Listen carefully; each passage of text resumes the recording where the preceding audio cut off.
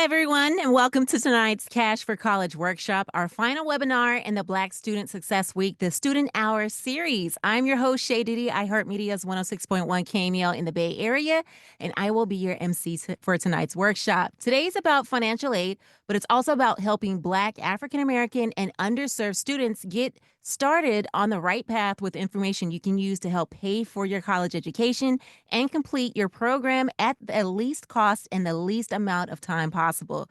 You will hear from a current community college student who is on a path to success and has benefited from financial aid. Our Cash for College presenter from the California Student Aid Commission will be going through FAFSA and CADAA applications in detail and sharing some valuable tips for applying for financial aid.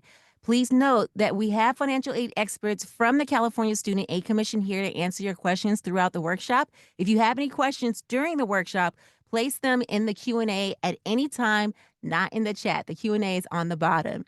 Now, students, tonight you will have a chance to win some amazing prizes. We are giving away AirPod Pros, a $500 scholarship, a $1,000 scholarship, and a loaded backpack with an iPad, keyboard, and Apple Pencil to match, valued at $2,000, all thanks to iHeartMedia. Now, if you win, you will have to come on camera and be ready to introduce yourself. Again, you must come on camera to redeem your prize. If you're unable to come on camera, you unfortunately will forfeit your prize and we will move on to the next person.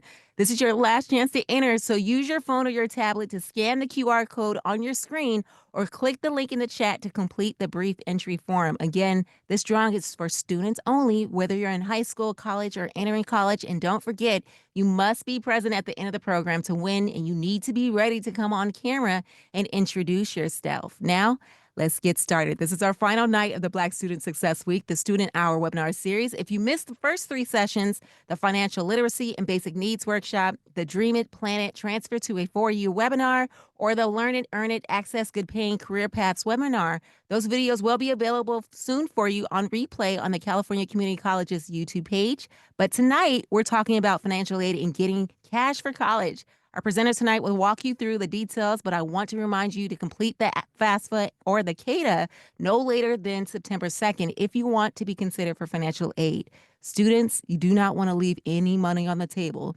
Now, this is a reminder, if you haven't entered already to win one of those great prizes, scan the QR code or click the link at the bottom of the chat. Don't miss out. We'll be closing the drawing shortly. And remember, if you win, you must come on camera and be ready to introduce yourself. Again, you will have to come on camera. Otherwise, you will forfeit and we will move on to the next person. And if you joined us from one of the watch parties, welcome. Please put your name and your college in the watch party or the watch party that you're at in the chat. And you're going to hear a lot of great information tonight. And if you have any questions, remember, put them in the Q&A. Now, first, I'm pleased to introduce our student speaker, Madison Harris, who is here to share her story about applying for FAFSA to receive funding to help pay for college. Madison is a former member of the Student Senate for the California Community Colleges and a former student member of the Black and African American Advisory Panel of the California Community Colleges. Madison previously attended Orange Coast College and now attends UC Davis. Welcome, Madison. Thanks, Shay. I'm super happy to be here for the Cash for College workshop. But I first want to talk about a little bit about my experience in community college because I would not be the person that I am today if it wasn't for community college. It completely changed my life. So when I first got involved with community, I got involved with student government and I was in this leadership role. And of course, it was a little bit uncomfortable and I was in spaces that I had never been before. But uncomfortability is where all the growth happens.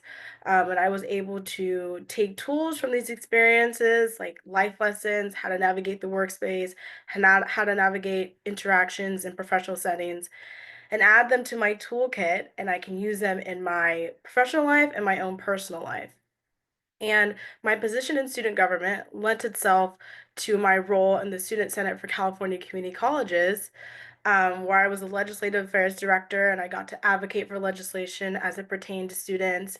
And I would go to the Sacramento Capitol, the state capitol, and do legislative visits with assembly members. And in Washington, D.C., I had never been exposed to that line of work. And I found out that it's something that I'm really interested in, and it's still something that I'm pursuing today, all thanks to community college. And my role in the Student Senate for California Community Colleges lent itself to me being a panel member on the statewide Black Advisory Panel, where I got to work with brilliant individuals and we talked about what we could do to help support Black students in the community college journey. All that to say that you should get involved with your community college campus. You could get exposed to something that you've never been exposed to before, and it can completely change your life. Another perk about getting involved in clubs and orgs on small campuses or community colleges is that there are less people in them than there would be at a four-year or a university. And so a lot of close-knit relationships can happen, a lot of magic can happen there. You can completely transform yourself for the better. So I implore you to go get involved with your clubs and orgs on campus. And really, all that was possible because I applied to and received financial aid, which removed the financial burden of college, which is very real and very worrisome. Without financial aid, I would not have been able to go on this incredibly transformative journey and end up where I am today. So tonight, I'm here to encourage you to apply for financial aid and get help paying for college. You never know what you may qualify for, and it costs you $0 to do so. You could qualify for grants that make college free for you. When I first started at Orange Coast College and I filled out the FAFSA, it was a pretty complicated, confusing, and intimidating process. I filled it out with my mom, and we both have had lots of questions about the form. Thankfully, the FAFSA has been revamped. It's much more simplified now, and the process has been streamlined. So it's a lot less convoluted than it was in the past.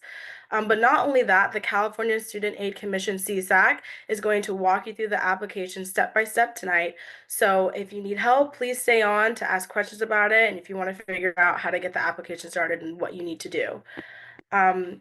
So as students joining, I recommend that your parent or guardian join if they're available. If not, please stay with us to learn everything you need to know. CSAC will share information that is important for parents and students. I also want to direct you to another resource, an important page on the icangotocollege.com website, the Black and African American Student Success page. You can learn about many on-campus resources and support services the California Community College offers to help you reach your academic goals. It includes financial aid, transfer opportunities, state and federal assistance, and scholarships. And yes, community colleges do have scholarships, so I implore you to go apply to them and seek them out. Again, that's the icangotocollege.com website and the Black and African American Student Success page. On that page, you'll also find a link to the Educate Elevate podcast, where you can hear stories from current community college students, alumni, and administrators. And there's something very inspiring and motivating hearing from other students that have been in your shoes or are currently in your shoes. Um, you can learn about the challenges that they face, how they overcame them, what steps they took to be to where they are today, and what resources were there to allow them to reach their academic goals. You'll hear from leaders and difference makers, and it's overall just a very inspiring experience. And you'll also hear from students who applied to financial aid and received it and how that really changed the game for them. Because as I said earlier, the financial burden of college is very real, and that should not stop you from going and applying to college and doing whatever it is your heart desires. There are so many opportunities, grants, scholarships, financial aid out there for you if you just go apply. So thank you so much for attending this very important workshop. You're already taking a step in the right direction of achieving your educational goals. Please listen carefully, ask questions, and do not wait or hesitate to fill out the FAFSA or the CADAA. Thank you, Madison, and thank you for sharing that important information. All right, students, it's your last chance to enter the win the AirPod Pros, a $500 scholarship, a $1,000 scholarship, or a loaded backpack filled with an iPad, keyboard, and Apple Pencil worth $2,000. So during tonight's workshop, courtesy of iHeartMedia, scan the QR code or click the link in the chat to enter the drawing. It's your last chance to enter tonight. If you win, remember you must come on camera and be ready to introduce yourself. Again, yes, you have to come on camera to redeem your prize. If you're unable to come on camera, you will forfeit and we will move on to the next person. Next up is our featured presenter, Israel Flores. Israel is the Strategic Outreach Coordinator from the California Student Aid Commission, or CSAC, as you may know it. Israel is going to get to the heart of tonight's webinar and present CAAC's official Cash for College workshop just for you. Welcome, Israel. Yeah, thank you, Shay. Yeah, and so I'll be going over the presentation um, here. Just want to make sure I can share my screen. All right.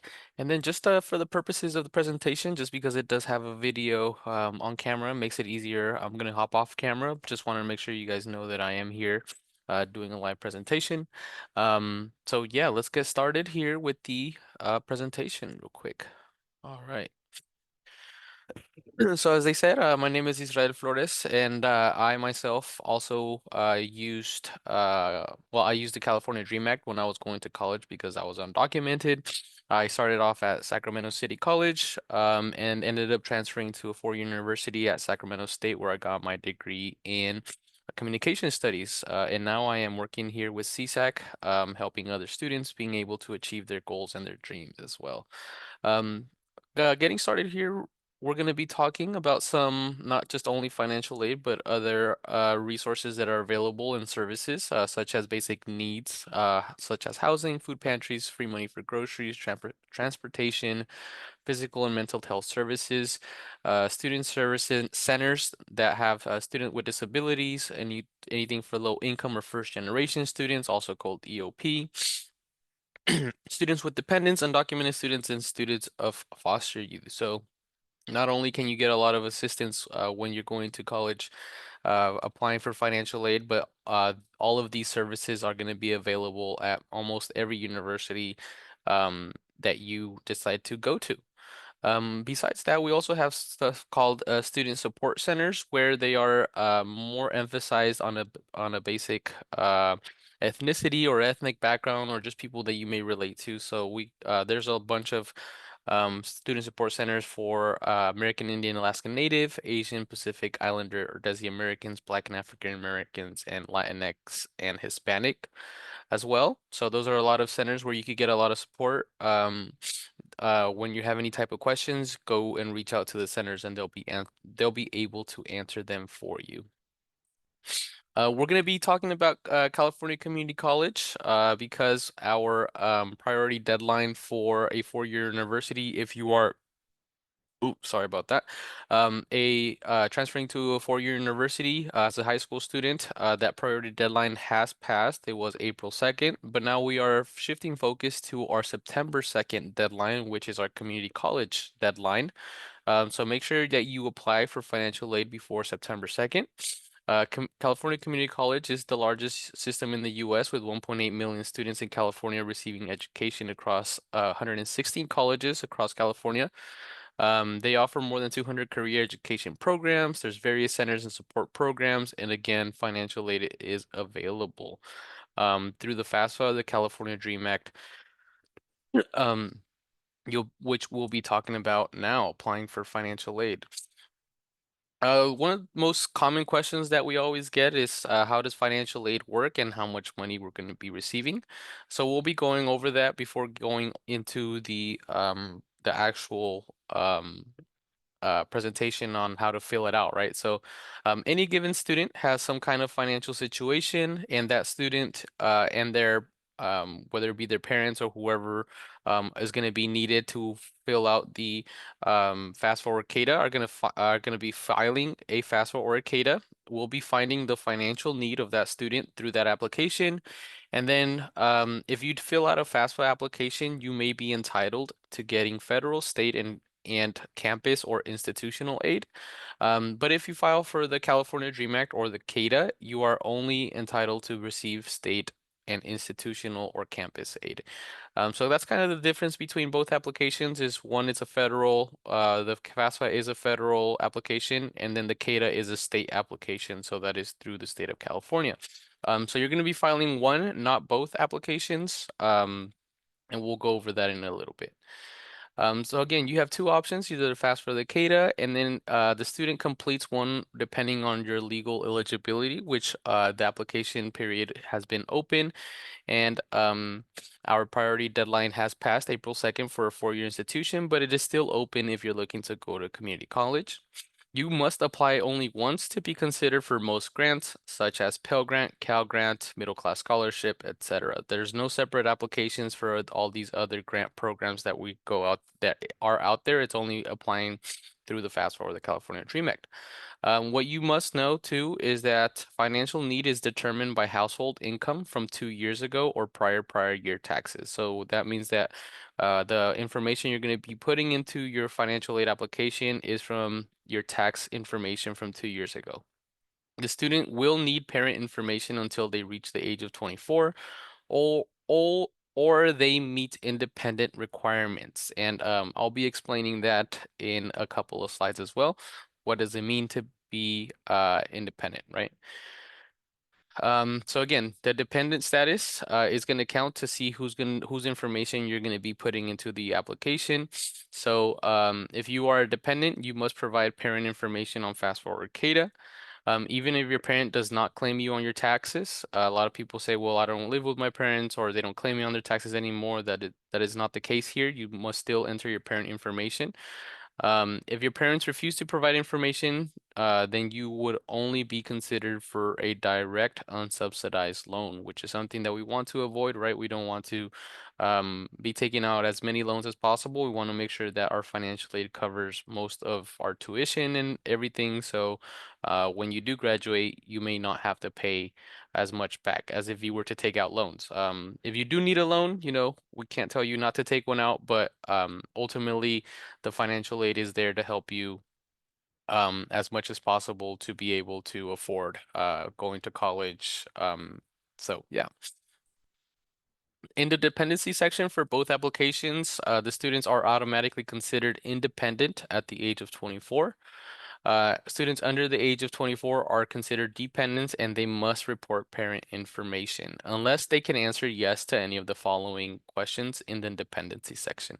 So if the student is married, if they're pursuing a master's or a doctorate, if they're a military veteran, or if they themselves have a child or a dependent who received more than half support between July 1, 2025 and June 30, 2026, if the student was in foster care or they're a dependent ward of the court, if the parents were deceased, if they're emancipated before the age of 18, are they under court order legal guardianship, or is the student homeless or unaccompanied? If this answer to all these questions are no, then at that point the student would be considered dependent and must provide parent information. And before moving forward, I just want to remind you guys, if you do have any particular questions or you've tried doing the application and you don't know what to do, please go ahead and use the Q&A function. And I do have my colleagues here, Jared and Komal, that will be able to answer your questions as you may have them. So please go ahead and use that feature if you do have any particular question. The following people are not your parent unless they have legally adopted you. So legally court-ordered adopted you. So that would be a widowed step-parent, aunts or uncles, foster parents, grandparents, older brothers or sisters, or just a legal guardian. So again, it must be somebody that has court-ordered adopted you.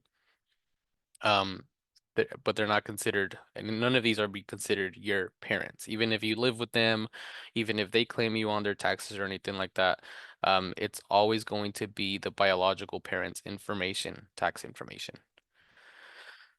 The biggest question, how much money can I get? Every college is different, so we don't know the projected cost at every single institution, but what we do know is that the cost of attendance um, is going to be subtracted from the student aid index or the eligibility index for students based on the information reported on the FAFSA or CADAA, the tax information. And then if you do receive any type of other financial assistance, is going to determine the financial need of the student. So um, you know, a UC, University of California, is way more expensive than a community college. A CSU is more expensive than community college, and all of that. So it's all really going to depend on the institution you'll be attending. So the cost of attendance minus about how much your parents may be able to help you with would ultimately determine the financial need of that student. Prior year tax information is going to be applied for the 25-26 academic year. So if you're going to be starting college in fall of 25, then you're going to be using your 2023 taxes. if the student did any taxes, and if not, then it would be the parents' taxes because the student would be considered dependent. And so on and so forth. So we don't want to forget that every single year that you are attending college, you want to make sure you fill out a financial aid application. Um, so for next year, they've not next year, but like when the new cycle comes for the 26-27 academic year, you'll be using your 2024 taxes, so on and so forth. So every year that you'll be applying, you'll be using those prior year tax information. In the state of California, we have what are called Cal Grants. In order to be eligible for a Cal Grant, the student must have a minimum of 3.0 GPA, be low to middle income. And what does that mean, right? So we take a look at our right here at the chart under Cal Grant A for a family size of 5, as long as the parents do not make over 145,700 and the student has a 3.0 GPA, they may be entitled to a Cal Grant A. Although if you do go to a community college, if you're getting a Cal Grant A, you will have your Cal Grant in reserve for up to $6,000, and you will get that paid out until when you transfer to a 4-year. If you go to CSU, you could be entitled up to 5,742, at a UC 13,572, and at a private not-for-profit 9,358. The Cal Grant B, a little bit different requirements. The minimum GPA is a 2.0 GPA, very low to low income. And if we take a look at our right here, the Cal Grant B for that same family size of 5, as long as they don't make over 79,900, the student may be entitled to a Cal Grant B. At a community college, the student would receive 1,648 for up to 2 years, and then respectively the same numbers at a CSU, UC, and private, but they will receive an extra 1,648 because these students are very low to low income. For a Cal C, there is no GPA requirement. You must get a you be reaching towards some kind of degree program, maybe like a AA or something at a community college. Cal Grant C doesn't pay out for CSU or UC, but it does at a community college. If you think that you may not be entitled to some Cal Grant Aid, there's something called the Middle Class Scholarship. Although this is for our UC and CSU students, if your income exceeds or your parents' income exceeds the limits for Cal Grant. So you'll automatically be considered for the Middle Class Scholarship. All you need to do is complete a FAFSA or CADAA application.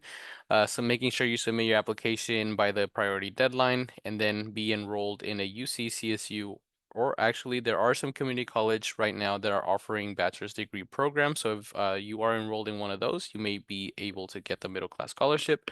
As long as your parents do not make over $234,000, again, you may be able to automatically be enrolled into the MCS. In community college, there's also something called the Student Success Completion Grant for those students that are enrolled in at least 12 units, additional aid to help with community college costs to encourage full-time attendance and on-time completion.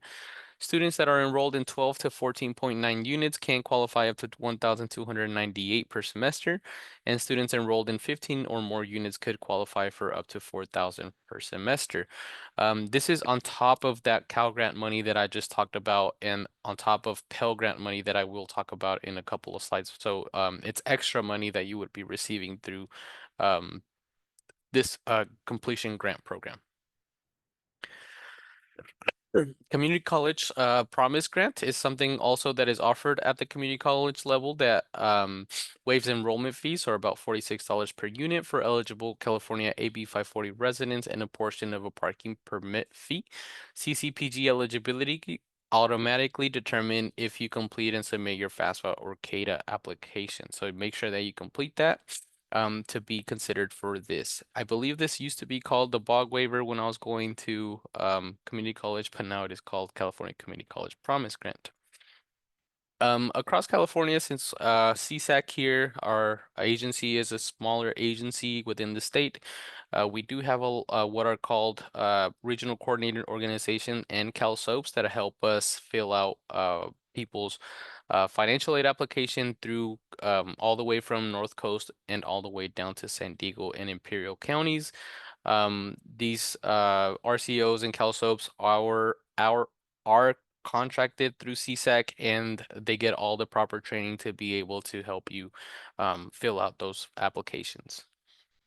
If you do need any kind of telephone assistance, or there is telephone assistance in many languages, again, the FAFSA application is a federal application. So in order to contact them, you would need to call 1-800-4FED-8 or 433-3243. And then if you are filling out the California Dream Act application, you may call us, which is CSAC at 188 California Grant or 224-7268. So we'll get started here with the California Dream Act application to begin with.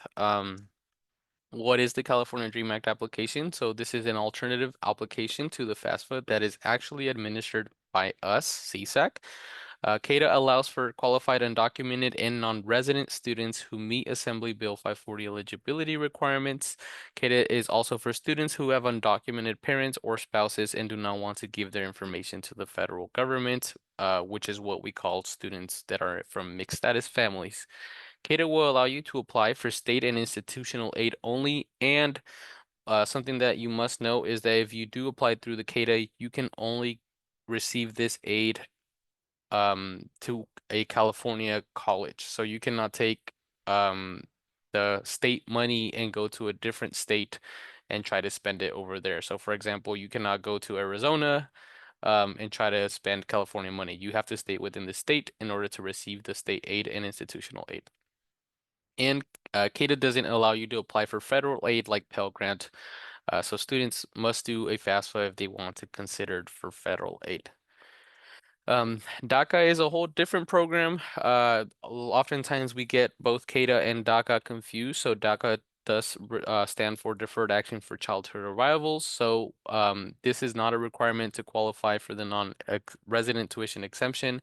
It's not a requirement to complete the California Dream Act application, and it will not impact your ability for students to continue receiving financial aid. So two different programs. DACA was basically a program built by the Obama administration in order for some undocumented students to receive legal status here in the U.S. as well as a green card, not a green card, sorry, a work permit and a Social Security for work purposes only.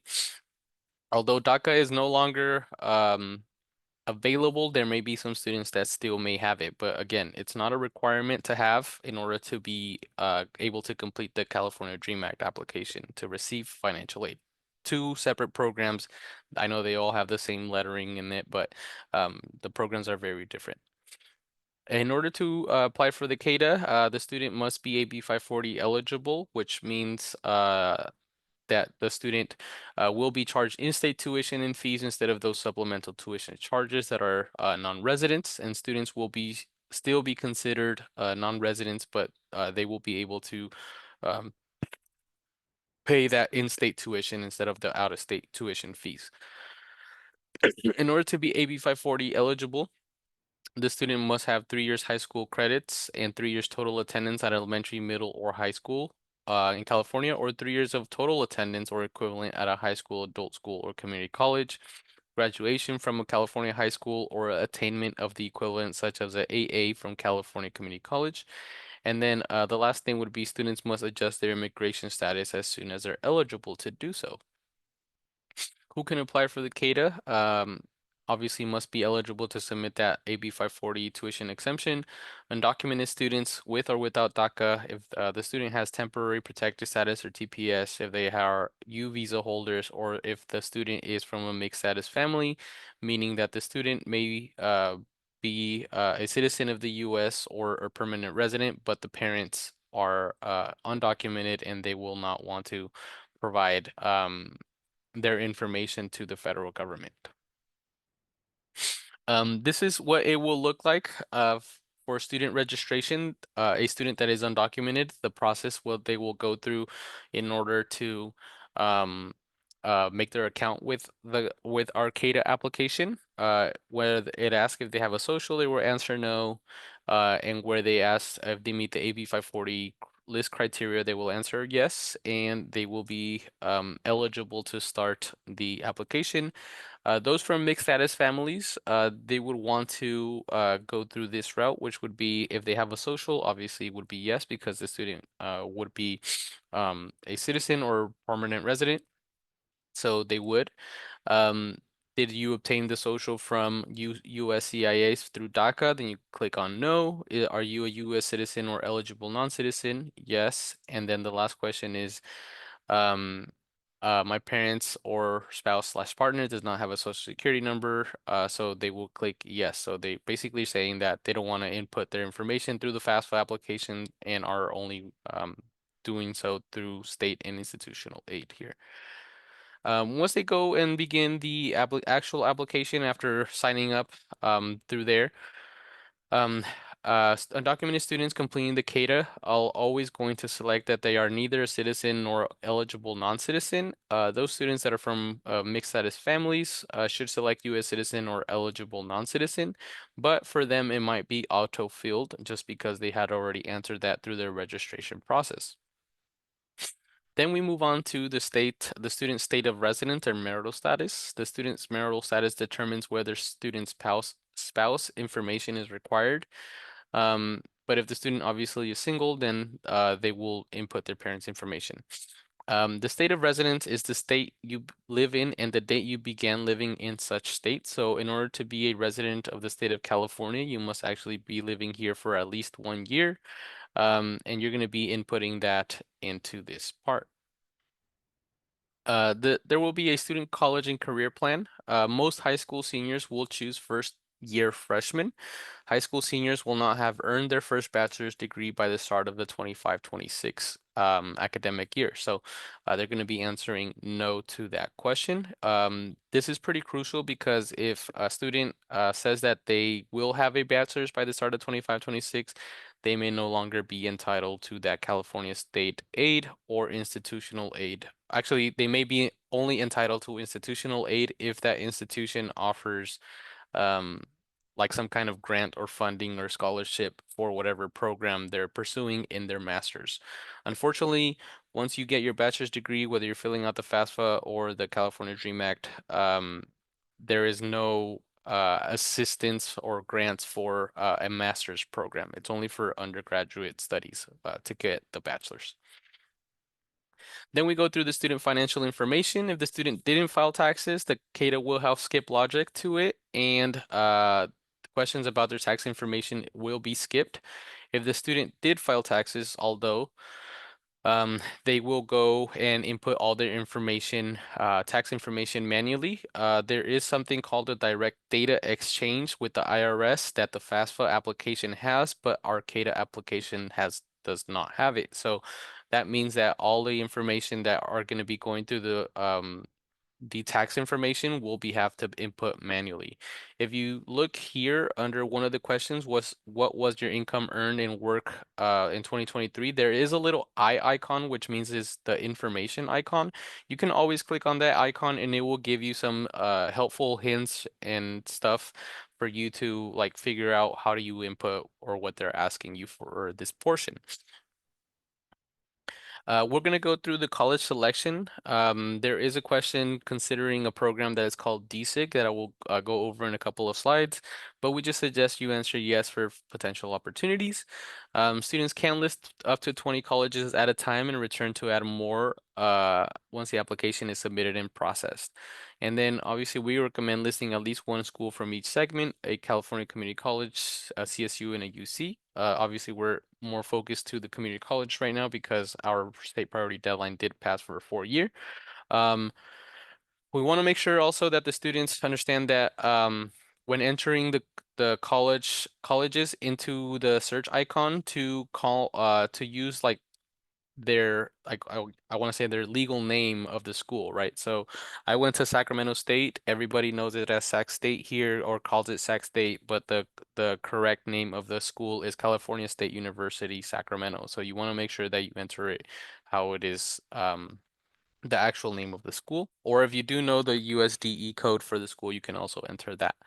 Again, because this is state money, a student filling out a CADA application has to go to a school in California to receive that state and institutional aid. Once you've done your colleges, the student will be asked the series of questions of the AB 540 questions, and The student must meet graduation time and coursework requirement to fulfill the AB 540. Once they go through all of that, they will be able to enter the schools of attendance. If the student is undocumented, they will have to enter the school of attendance that they went to. If the student is from a mixed status family, they will not have to worry about the AB 540.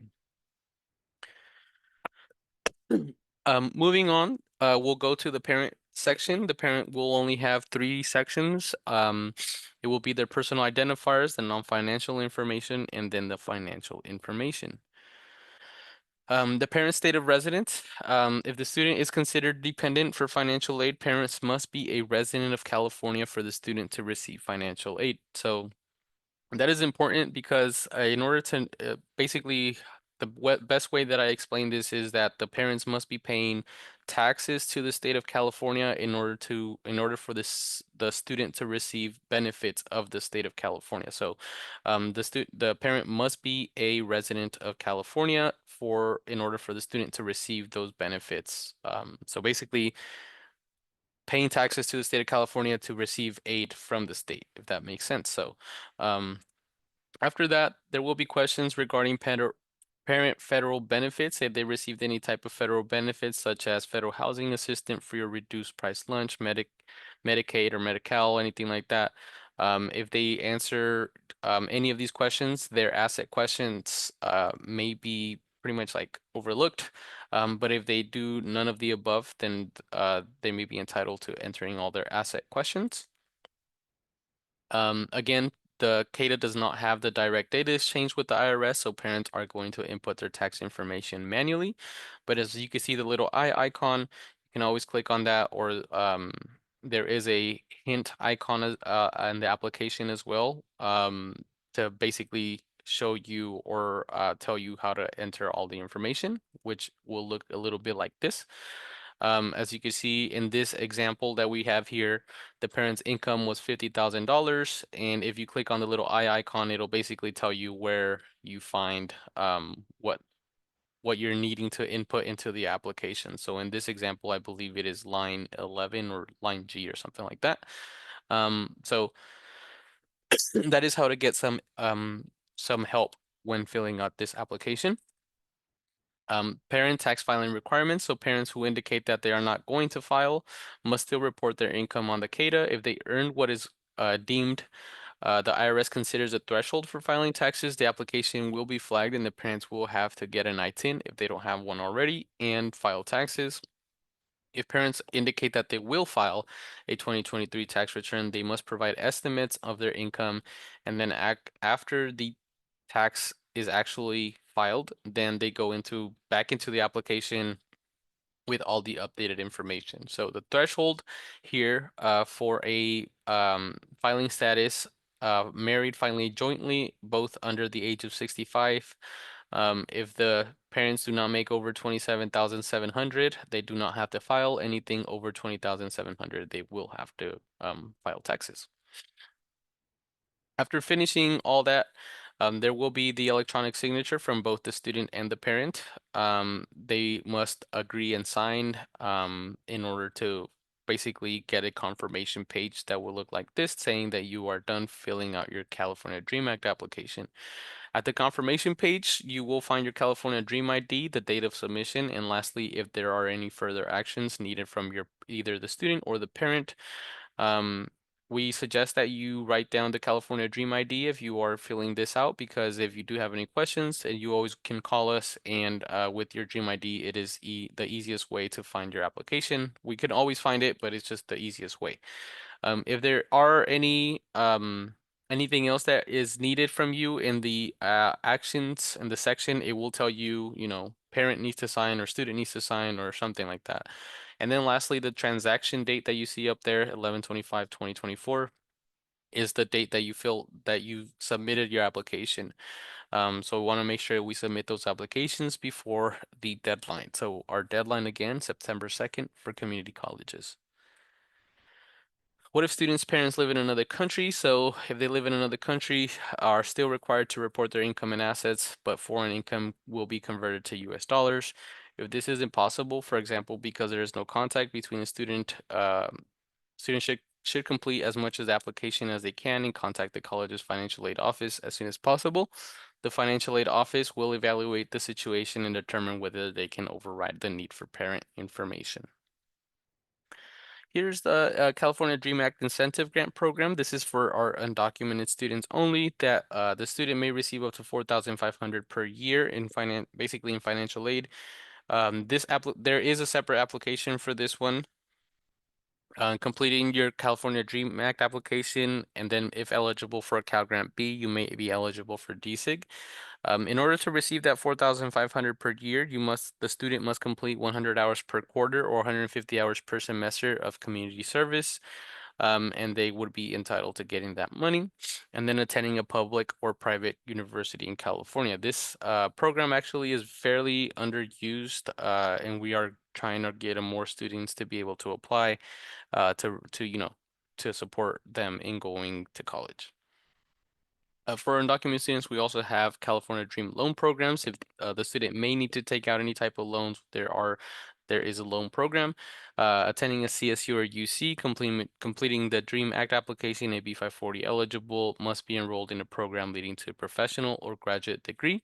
And then the Dream Loan terms is an annual loan maximum of $4,000 or an aggregate maximum of $20,000 at any one institution. And then the interest rates match subsidized direct loan for the same year. Dreamer Resource Centers are usually at almost every campus now. They are able to give a lot of services such as counseling, immigration, or financial aid counseling. I used to use my Dreamer Resource Center when I was going to Sacramento State because they were always on top of everything. They knew me and my situation, what I was going through, better than if I was going to the regular financial aid office or any other office. We work fairly close with Immigrants Rising, that in their website, they actually have a lot of scholarships that are not required.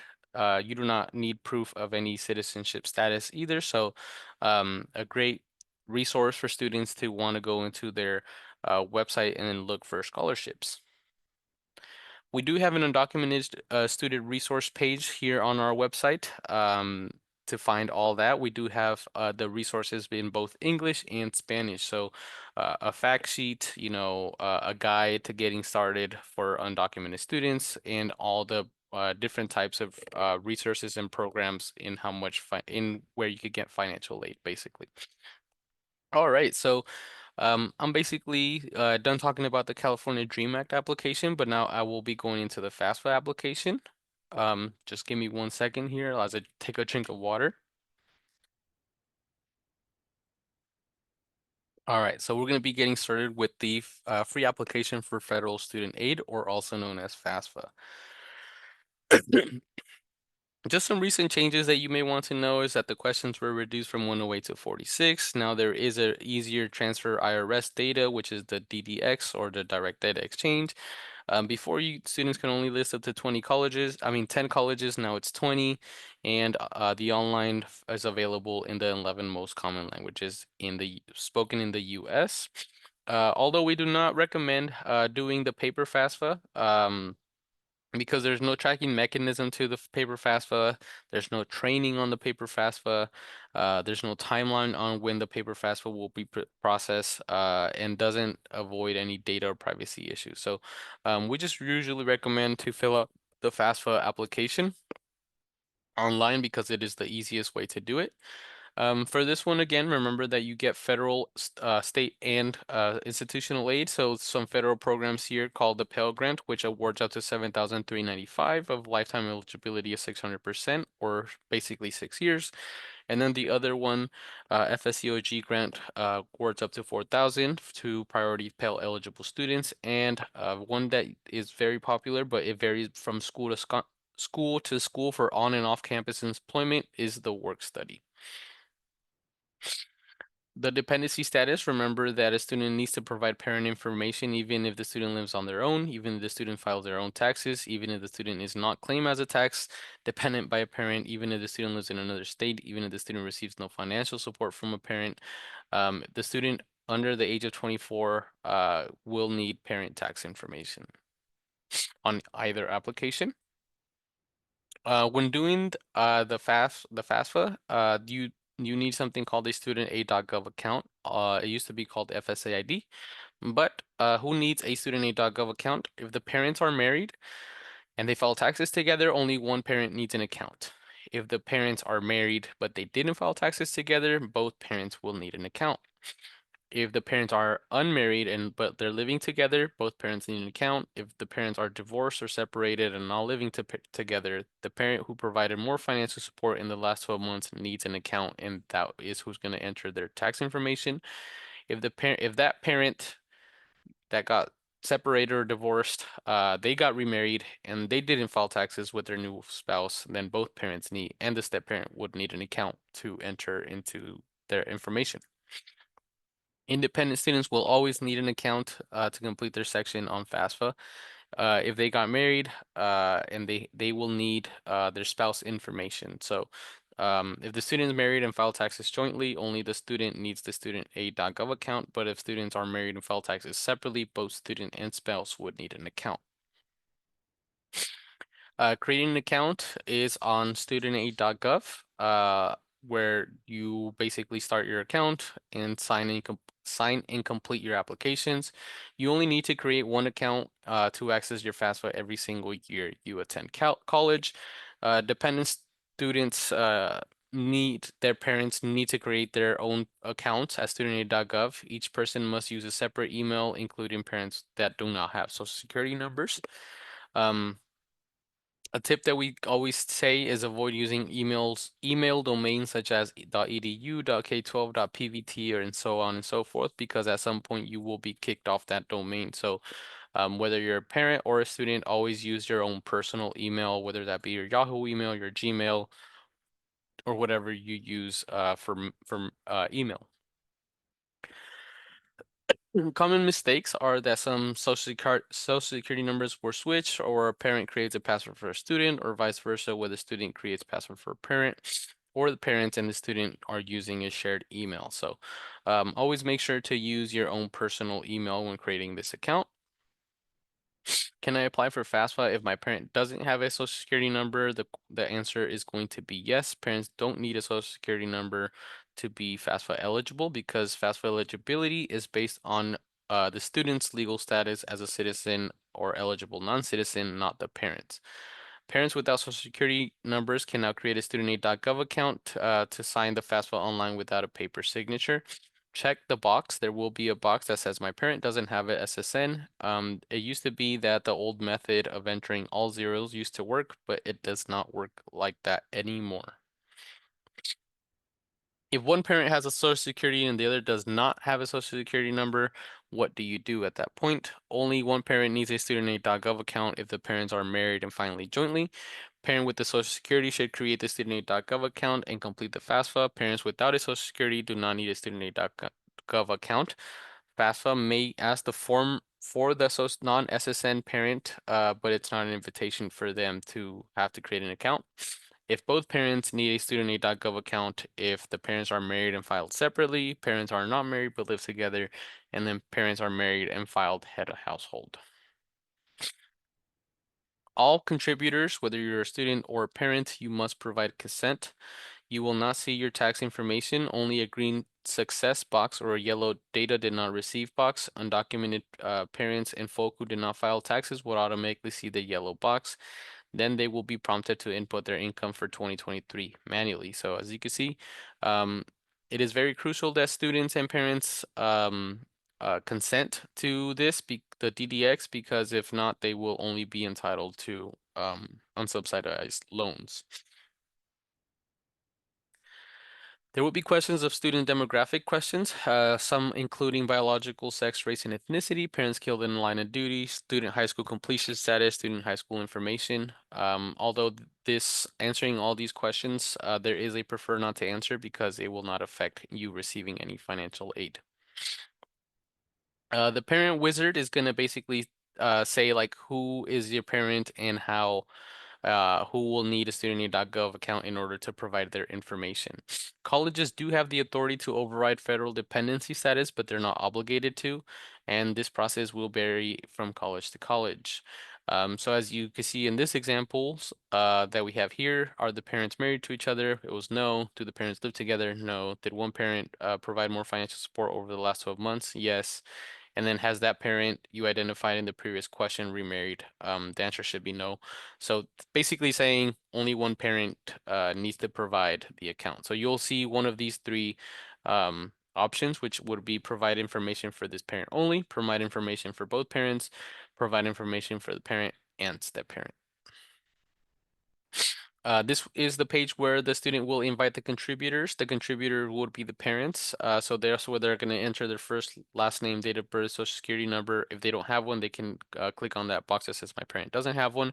And then lastly, enter their email address in order for them to create their account. And if they already have an account because another one of their sons or daughters or something like that already went to college, they could just reuse that same account that they use for the rest of their children.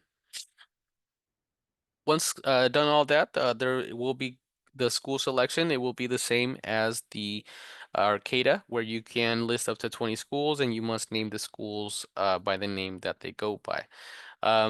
The only difference here is that if you fill out a FAFSA application, since you are entitled to federal aid, you actually can take that federal aid and take it anywhere in the US. So you can take it to Arizona, you can take that federal aid to Florida or wherever outside of California. Now, you must know though that you will be paying out-of-state tuition fees, and you cannot take the state funds, the state money grants with you. It would only be the federal money. So, again, encourage you guys to always enter California schools and see how much aid you would be receiving here to attend a California college instead of going out of state and maybe having to pay more. Finally, the student will review before signing. You could go through any of the sections, and at the very end, you will be able to provide your signature. The parent invitation will look a little bit like this, where it says, "Hey, help, Raya's form." That was the name of the people we're using the example. The same thing, families who live in the same household who depend on parent for 50% more of their income, who benefit from federal public assistance programs, do not need to report their assets on the FAFSA. So these are programs include Medicaid, free or reduced lunch, supplementary security income, earned income tax credits. Parents will have to put the family size and number in college. Family size imported from parent tax information based on dependent reported. So this may change with the birth or death in the family. Parents still need to report the number of students in college during 25-26 academic year. Then we go to the parent financial information. Again, if they did receive any type of federal benefits, may not need to enter any of this. But if they didn't, then they may need to enter any type of IRAs or any pensions, foreign earned income. If they have any type of investments, child support, current total cash savings account, and all that. So after filling all that information out, and most of the time, most of this might be all zeros. Then we get over to the signature review for the parent. So then after the parent signs, both the parent and the student will receive an email that says, "Congratulations, you filled out your FAFSA application," give you the completion date when you submitted it, and then basically saying, you're done with your FAFSA application, let it process. It usually takes a couple of days for it to process, and then we'll be able to see what your eligibility would be like for financial aid. Some common application mistakes for either the CADAA or the FAFSA: using the same email for the parent and student, selecting that the student has already received a bachelor's when they're actually working towards their bachelor's, including assets that should be excluded, not using your full legal name on the FAFSA or the CADAA. Applying for financial aid and applying for college is two different things, so not the same thing. Two different applications. So college application is a very different application than the financial aid application. And then lastly, only listing one college on your application. Not providing and consenting to direct data exchange, that is for the FAFSA only, again, because the CADAA, you enter everything manually.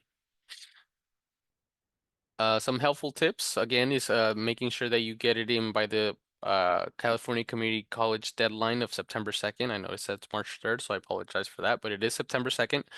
Apply for financial aid regardless of income. Create a web grants for students account, which I will go over in the next couple of slides.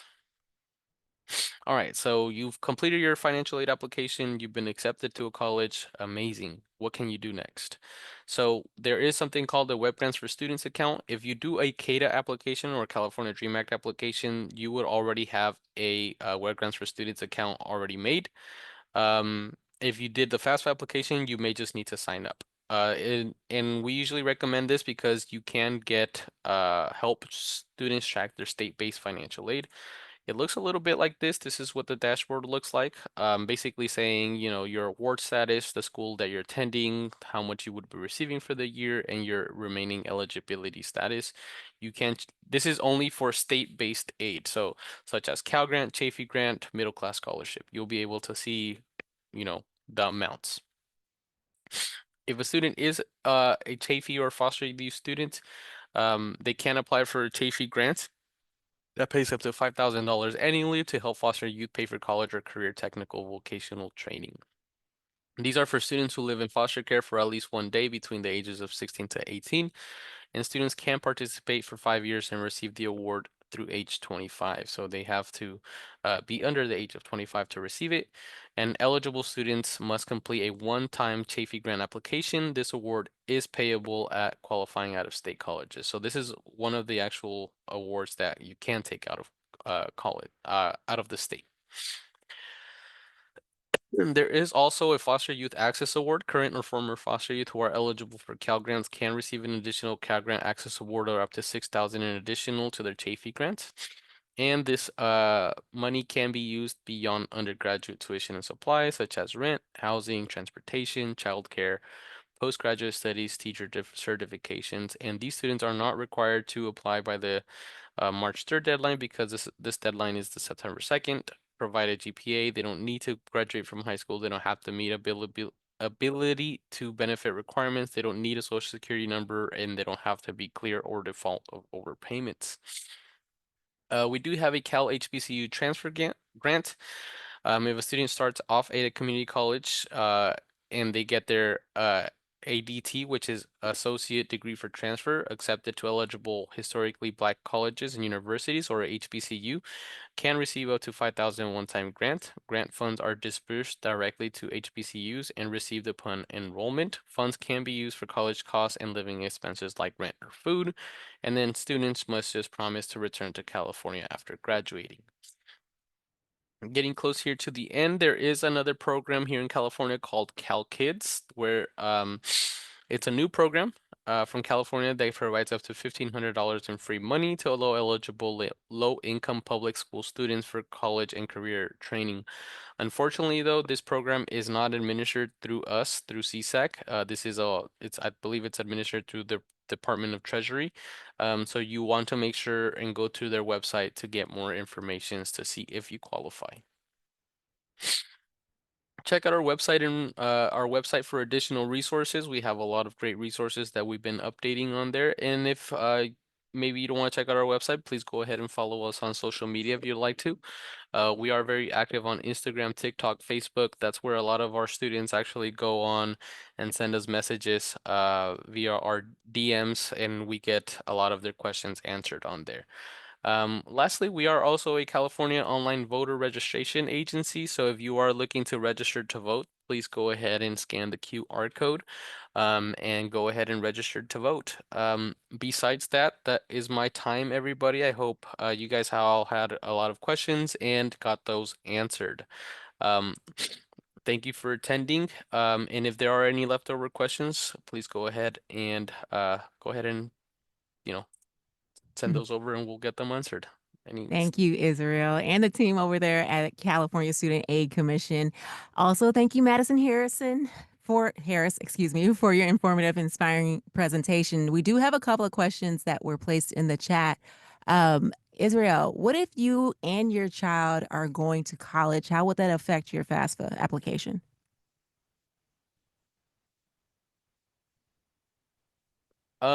it wouldn't really affect it because it would be two separate applications, one application through the child and the other application would be to the parent. So if anything, they they would receive some kind of financial aid towards For that way. both of them. Hmm.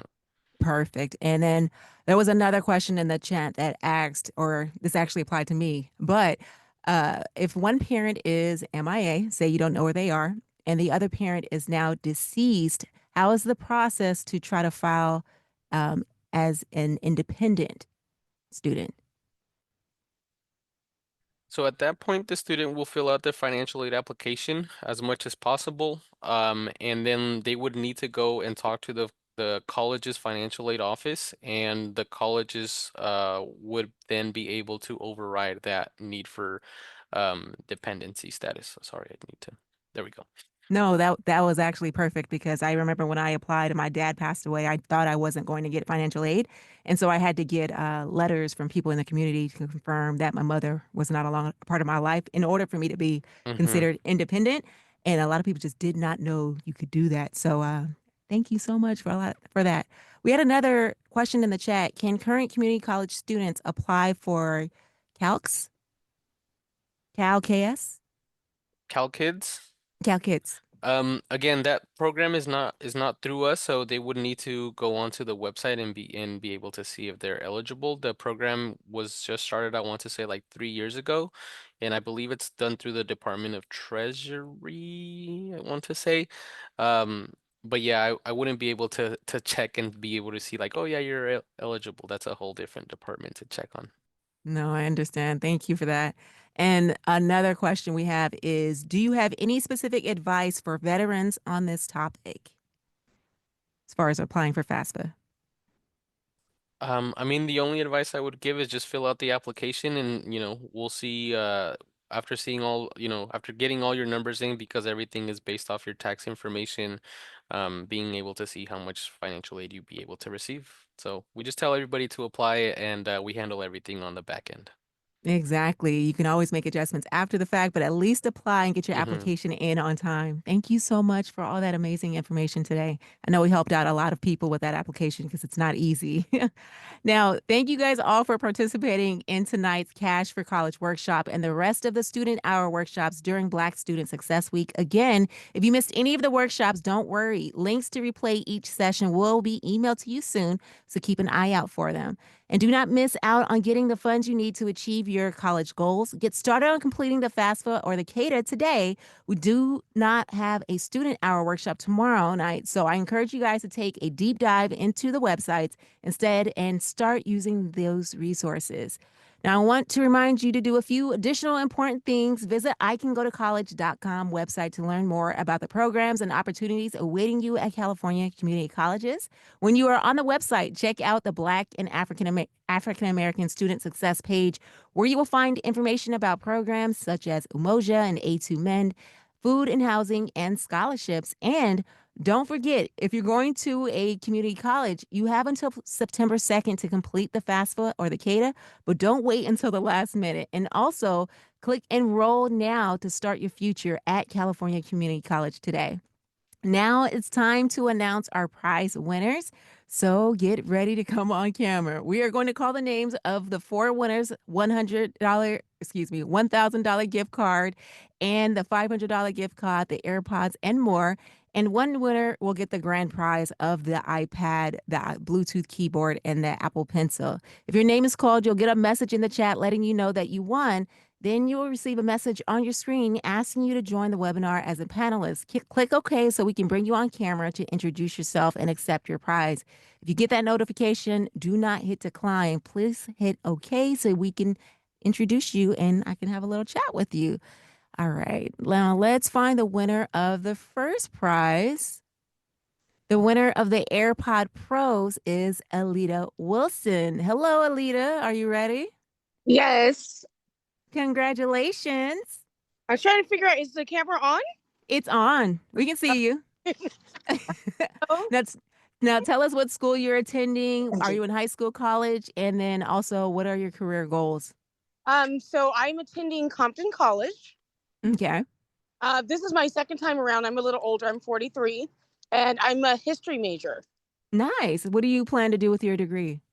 So I would like to get in to more like ethnic studies, and I'd also like to get into politics a little bit Nice. for awareness sake. So I want to use my degree for something like that. I love it. I love it, especially in the times that we're in. African American studies would be amazing and are so important. So best of luck to you and enjoy those AirPods, okay? Thank you. I need them too. Thank you. See? We all do, right? Good luck, Ma. Now we're going to find our next winner. You are the winner of the $500 scholarship. I need you to come on camera. Congratulations, Lanisha Brown. Lanisha, are you here? Hi, yes, I'm here. Congratulations. You won a $500 scholarship. What school are you attending and Woohoo! what's your career goals? Thank you so much. I'm actually currently attending Long Beach City College.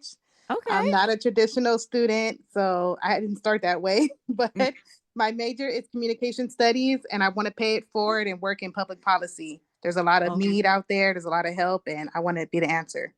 Oh, I Um, love it. Want to give back to the community a little bit as well. Well, best of Absolutely. luck with your scholarship. We got a lot of people from the Yay! LA area. Hi, is Yes, that your little one? yes, Oh, hey, honey. that's vision. Thank you all so very much. I enjoy this. Thank you so very much. You're welcome. Thank you for coming on tonight. And now we have our next winner. You are the winner of the $1,000 scholarship. One second, let me find the winner.